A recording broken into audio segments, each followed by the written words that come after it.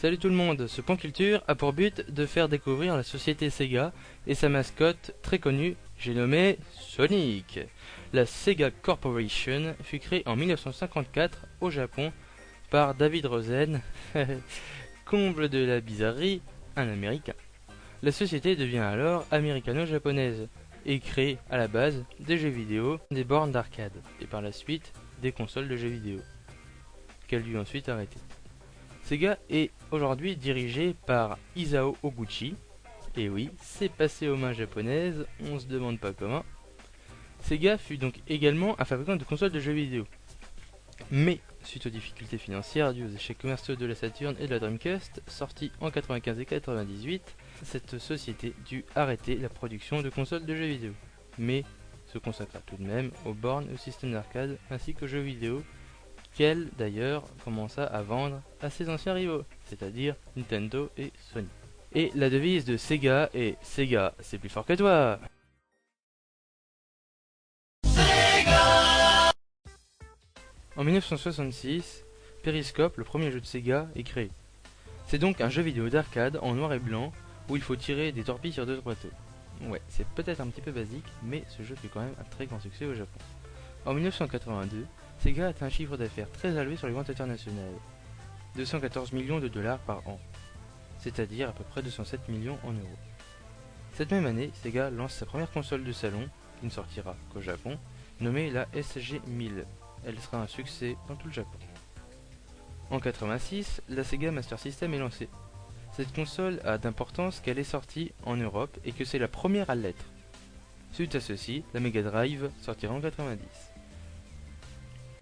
En 1995 sortira la Sega Saturn, puis plus tard, en 1998, la dernière console de Sega sortira.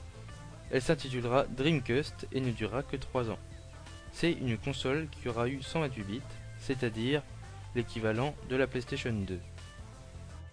La Dreamcast n'obtiendra quand même pas le succès escompté, et ce malgré une bibliothèque de qualité, bien que très peu fournie, car en 3 ans on n'a pas vraiment le temps de remplir sa ludothèque.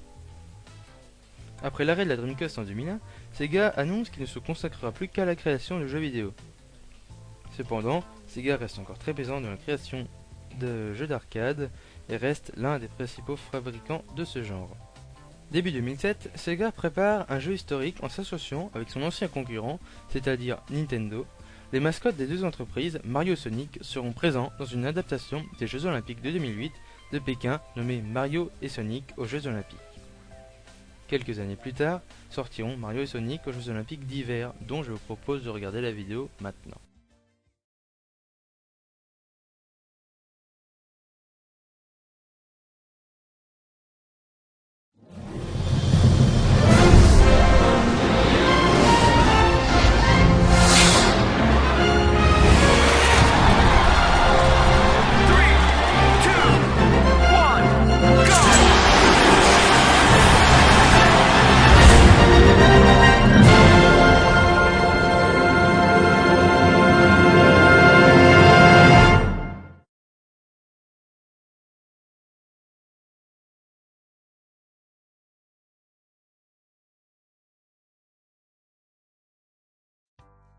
Maintenant, je vais vous présenter la console la plus connue de Sega, qui a été également la plus connue dans le monde.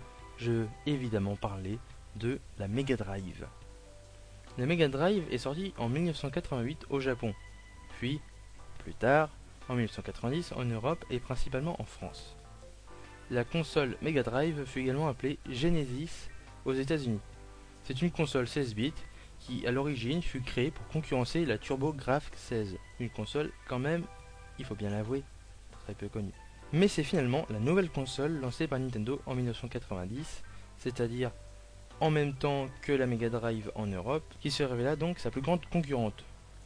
Je veux évidemment parler de la Super Famicom, plus connue en dehors du Japon sous le nom de Super Nintendo Entertainment System, ou Super NES.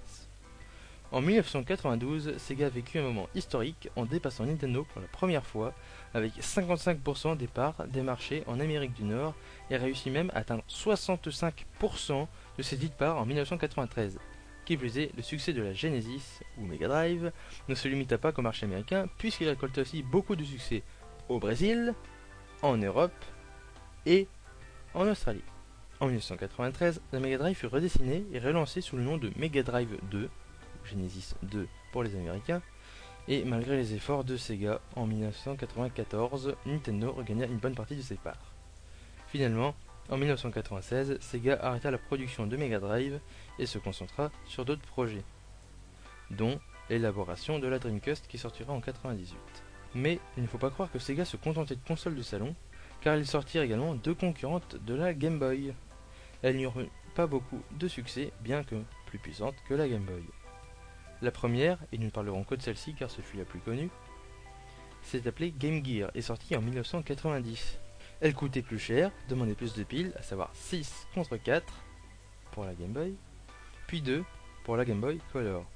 De plus, l'autonomie des piles de la Game Gear était uniquement de 3 à 4 heures, contre à peu près 18 heures pour la Game Boy. La Game Gear était la version portable de la Master System sortie en 1986. En plus des consoles de salon et portables, Sega a été et est encore aujourd'hui un des principaux éditeurs et fabricants de bornes d'arcade. La société a aussi produit un certain nombre de flippers et vous pouvez me croire, il y en a vraiment eu beaucoup. Essentiellement basés sur des licences hollywoodiennes, mais aussi des jukebox, des jeux de fête foraines et d'autres attractions de petite taille, comme on peut voir dans pratiquement toutes les salles de jeux vidéo en France qui sont bien équipées, c'est-à-dire une grande majorité. Voici donc la fin de notre première partie consacrée à Sega, mais vous pouvez évidemment retrouver la deuxième consacrée à Sonic le hérisson et à ses amis, qui est également présente sur Dailymotion et YouTube.